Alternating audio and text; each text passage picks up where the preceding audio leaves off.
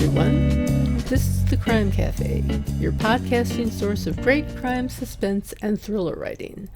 I'm your host, Debbi Mack. Before I bring on my guest, I'll just remind you that the Crime Cafe has 2 ebooks for sale, the 9-book box set and the short story anthology.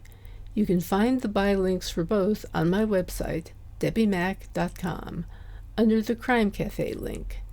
You can also get a free copy of either book if you become a Patreon supporter. You'll get that and much more if you support the podcast on Patreon, along with our eternal gratitude for doing so. But first, let me put in a good word for Blueberry Podcasting. I'm a Blueberry affiliate, but that's not the only reason I'm telling you this. I've been using Blueberry Podcasting as my hosting service for my podcast for years, and it's one of the best decisions I ever made. They give great customer service. You're in complete control of your own podcast. You can run it from your own website, and it just takes a lot of the work out of podcasting for me. I find for that reason that it's a company that I can get behind 100% and say, you should try this. Try Blueberry. It doesn't require a long-term contract, and it's just a great company, period. And it also has free technical support by email, video, and phone, so you can get a human being there. Isn't that nice? Hi, everyone. Today, it's my pleasure to have with me an award-winning journalist and author. And along with writing true crime and nonfiction graphic novels, he's written for a variety of major periodicals. Today we'll focus on his writing for a newsletter he has on Substack called Disruptor. My guest today is David Kushner. Hi, David. Thanks for being with us today. Hi, thanks for having me. Well, no problem. It's a pleasure for me. I was reading over what you wrote on Substack about the festival, the Texas Renaissance Festival. What prompted your interest in the crime that took place at this festival? Well, I had gone to the Texas Renaissance Festival. Actually, it was about 17 years ago to do a story on it for FHM magazine, which was a men's magazine at the time. And I was interested in it for a couple reasons. One was because it's the world's largest Renaissance festival. It's in the middle of in the middle of a small town. That's a town of about 100 people outside of Houston. So it's kind of in the middle of nowhere. And this guy, George Coulomb, who came there in the 70s and incorporated the town, became mayor, and then essentially transformed the town into working recreation of a Renaissance village. All that was super fascinating to me. And I went there, and I was there for a few days reporting the story. And then at one point when I was leaving the festival one night, a scuffle broke out very close to me, and a lot of shouting and crowd forming, and I got out of there. Don't want to be in a situation like that. But what I later found out was that actually somebody had gotten killed in that fight. Somebody was stabbed multiple times, and it was obviously terrible tragedy. And it's something that I always thought about, having just kind of brushed up so close to it. And then as things went, this magazine went out of business. I never wrote the story, but I thought about it for 17 years. And then I finally decided, I have this newsletter, and I thought there's a different way maybe I can approach telling it, and telling it in kind of a bit of a more, multimedia way, I guess you might say. And so that's how it all came about. Yeah, it was very multimedia. You had the clip in there with, I think it was Lisa Gibbons. Mm-hmm. Yeah. Thought that was very interesting. There are a couple of things that struck me about your story. First of all, the way this guy bought up this land, essentially starting this town that he owns pretty much and is mayor of.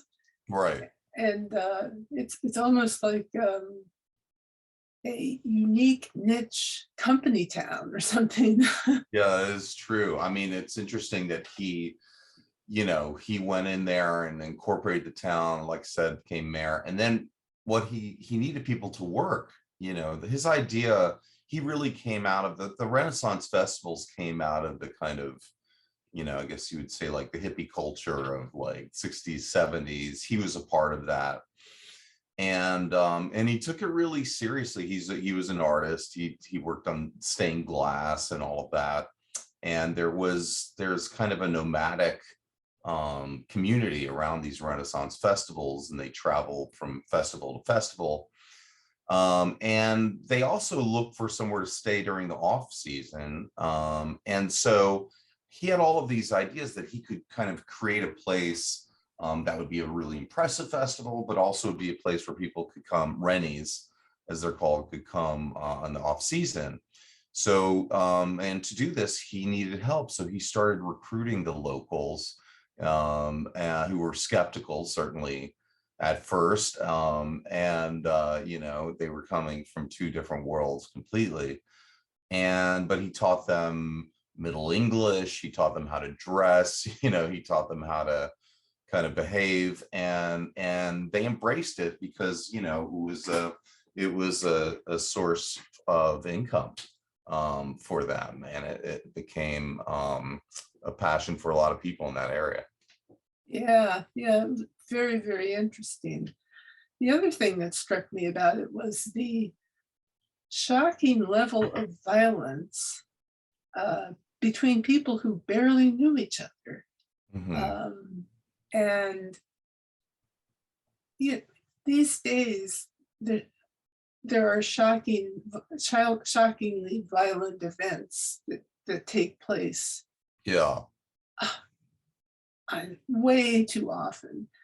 And but when I think about this level of violence in this particular crowd, that Mhm. certainly must have had an effect of some sort. Can Yeah. you talk about that in general in terms of the effect, as well as is this indicative of anything in particular? I mean, it may be indicative of what happens when people, I don't know. I think that, tragedies can happen anytime, any place. This is a place where people are spending the day and night, drinking a lot, partying a lot. The idea is that, you're living in this somewhat hedonistic fantasy of what it was like during that time. People are jousting, men are men, women are women, that kind of a attitude, so in a way it's very retrograde actually. But and most people go there and have a great time, and it's just fun, and it's like a theme park. So I mean, a fight could break out outside Disney World. But in this case, I think you had an individual who clearly, had been drinking, had been doing drugs, and then another individual who was in the wrong place at the wrong time, really had tried to help out this other person in ways that I describe in the article, and then that quickly went south. That's for sure. It's amazing, isn't it? What made you interested in writing your books? My books. Yes. um I guess I had just been in college. I started writing for the school newspaper, and I enjoyed that. That was a way that I could get free CDs and concert tickets at the time, so I was very opportunistic. And then I really enjoyed it. Around that time, I had been reading a lot of what were called the new journalists, people who were writing magazines like Rolling Stone. So, Hunter Thompson and Tom Wolfe and Joan Didion and people like that. And so I just really became attracted to that kind of writing. It was what we call now like narrative nonfiction. So true stories that read like fiction, that are really deeply reported, and where the reporting is immersive, and you're really trying to get to know people, find out what makes them tick, and bring it to life. So that was my interest. And then I started pretty much in the early 90s, kind of writing about the nascent internet, which was starting to happen, in gaming and hackers, and I felt like that was a relatively undocumented culture and industry. So I kind of raised my hand and said, hey, I'd like to write about this stuff. And eventually people gave me a break, and that led to a series of books. Mm-hmm.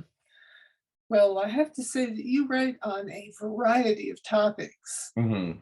Impressive variety: music, travel, business, Mm-hmm. true crime.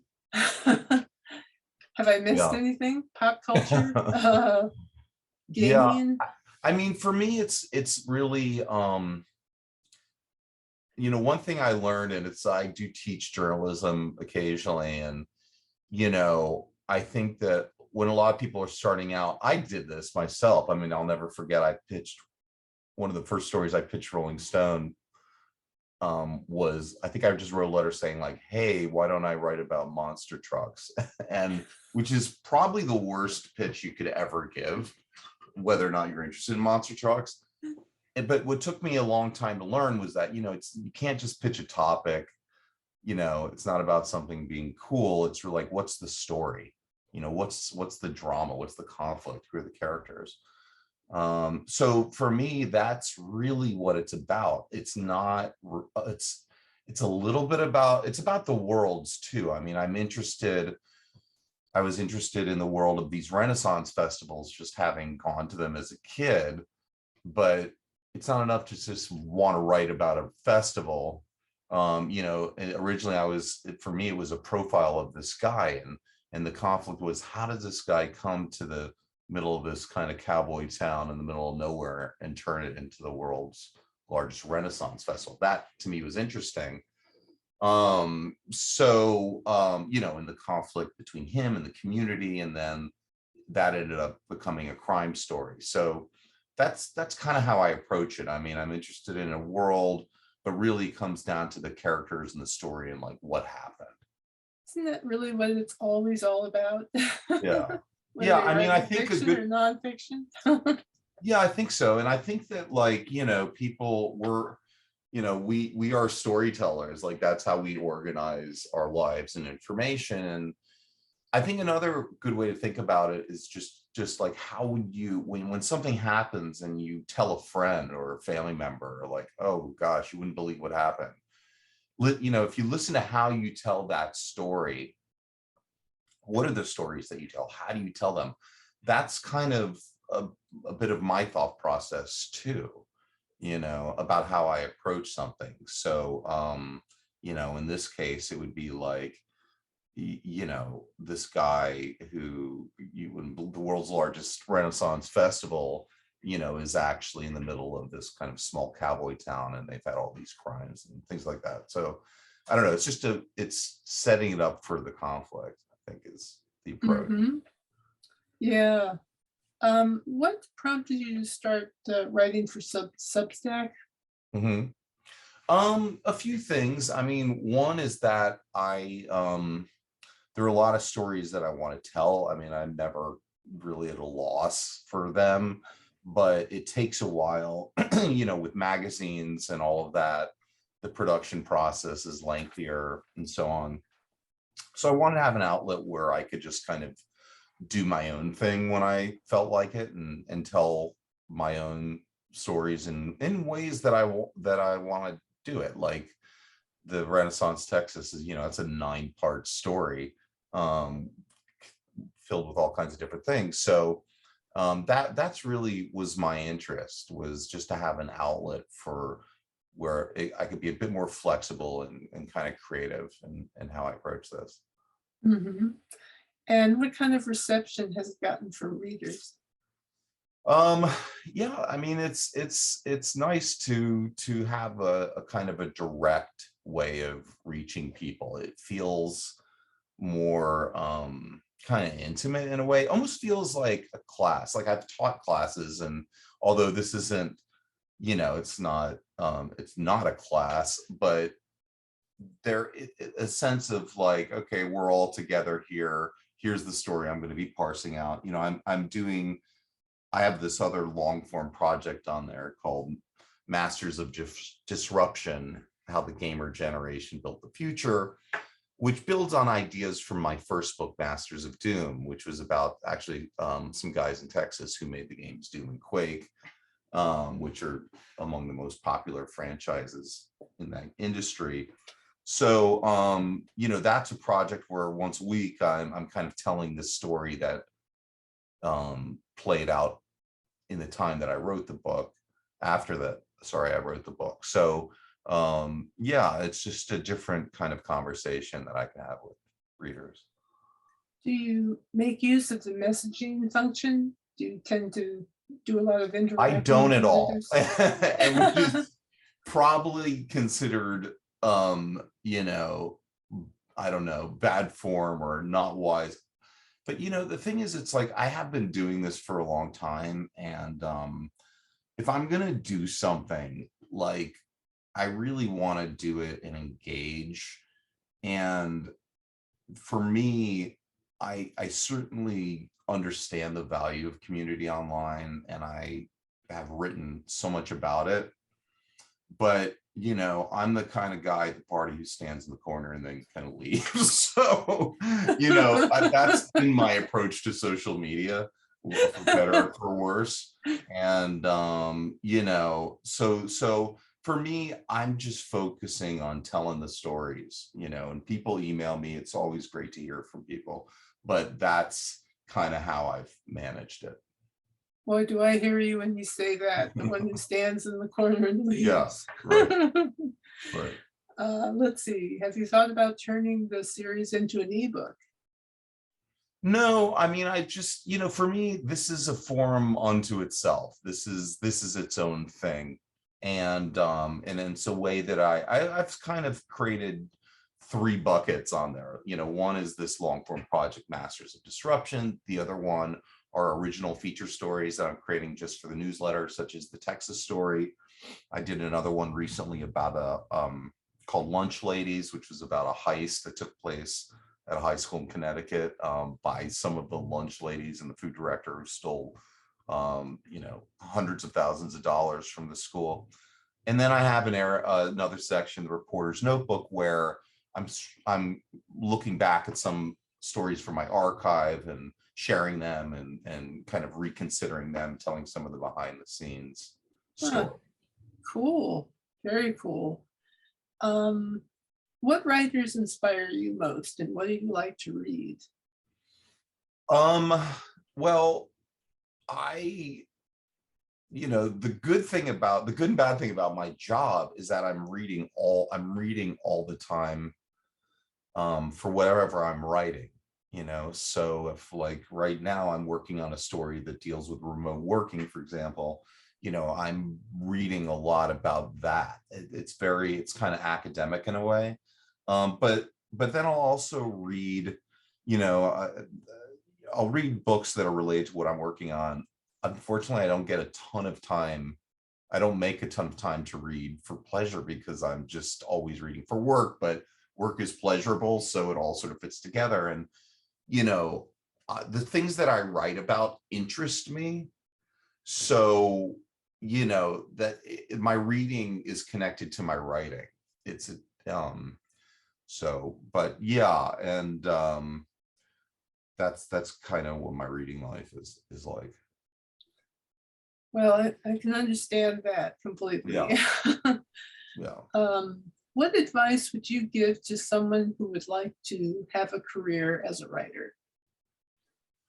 The advice that I give to someone who wants a career as a writer is to write.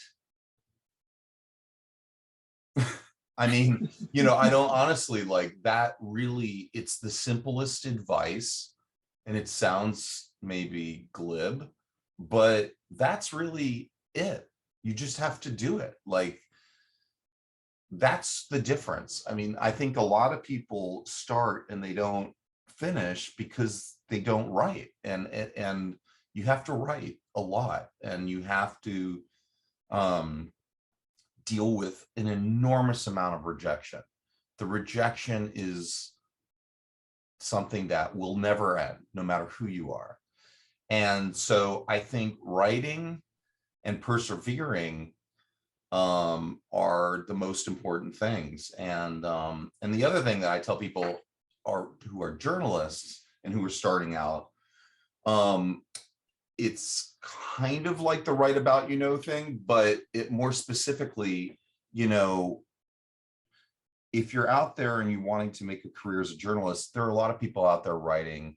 What do you know about that people don't know about? Maybe it's your local community, something that happened there. Look in your own backyard, tell the stories that you have an expertise in. So I think thinking locally and looking in your own community is a good way to get started too.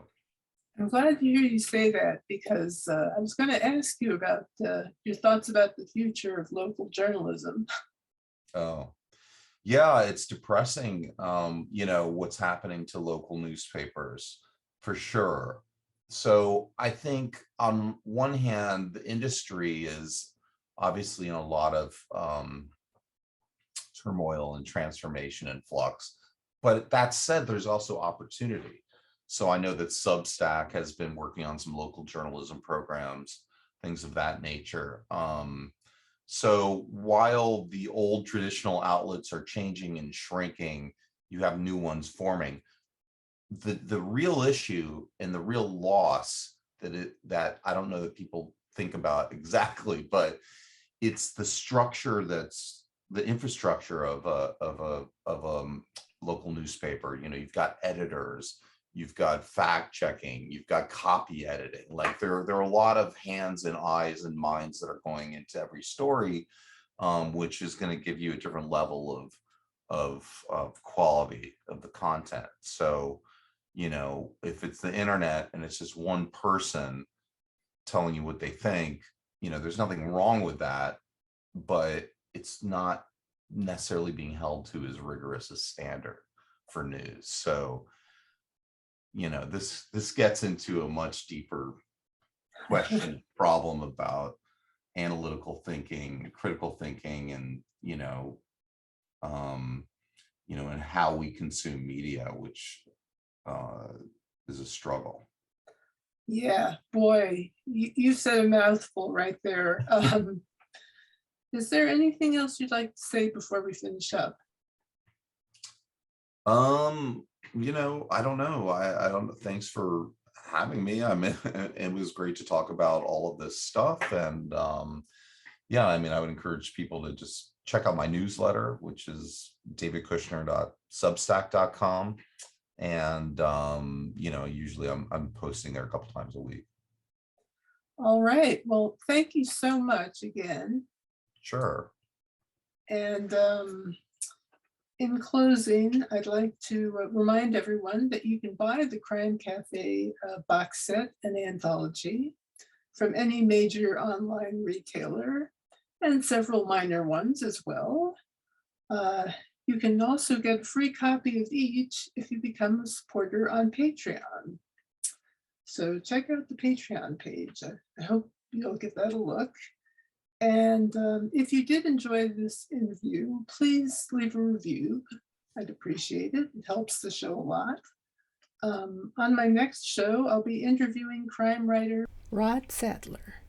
In the meantime, take care and happy reading.